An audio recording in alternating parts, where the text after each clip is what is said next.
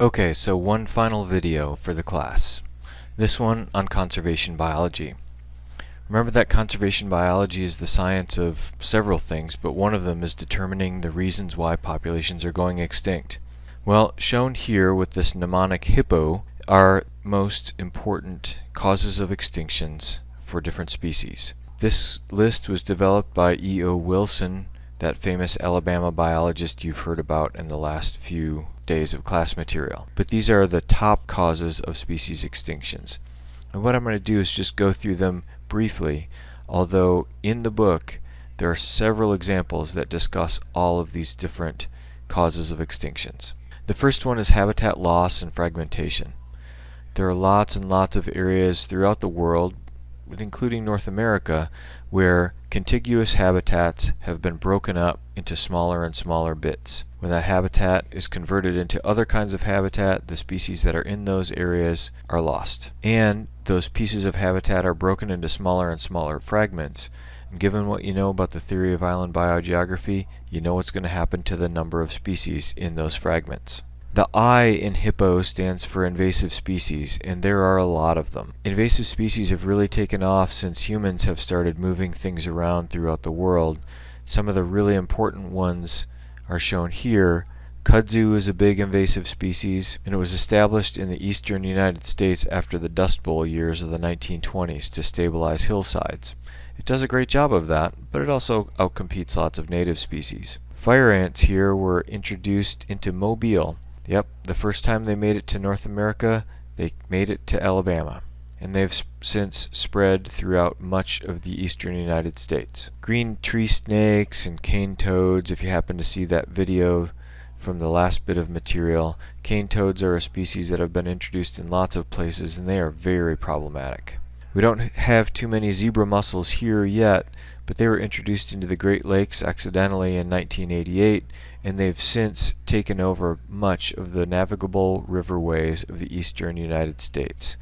They cause billions and billions of dollars of damage every year because they clog intake pipes for cooling systems, they weigh down ships, they are just a mess. Closer to home, there are lots of invasive species of plants that are highly abundant here. And the county that you see in red is Jefferson County, where Birmingham is, and you see that the highest density of Chinese and European privets, these are kinds of shrubs, occur here in Jefferson County, higher than anywhere else in the United States, and probably higher densities than where these plants come from in China.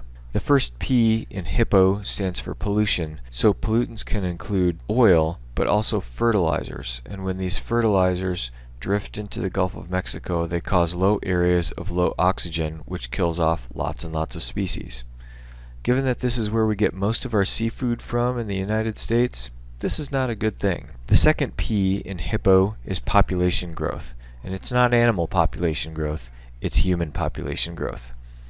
Because human population sizes have increased so much in the past several thousand years, and because we use lots and lots and lots of resources, human population growth feeds back on several of these other mechanisms leading to species extinctions, including habitat loss and fragmentation, pollution, etc. The O in hippo is overharvesting, and this has gone on since humans have been moving around and hunting big game. Probably over 10,000 years ago, people have been causing extinction of species. But for several species, this has happened intentionally. For example, passenger pigeons were killed off by humans who thought, there's no way we can kill off all these birds, there's millions and millions and millions of them. Well, we killed them all off. This is a big stack of American bison skulls. American bison didn't go extinct, but humans did a pretty good job of trying. This stack of bison skulls was ground up to be used for fertilizer, and people shot the bison because they were fun, and because they were abundant. There are lots of other impacts, major factors that cause species to go extinct.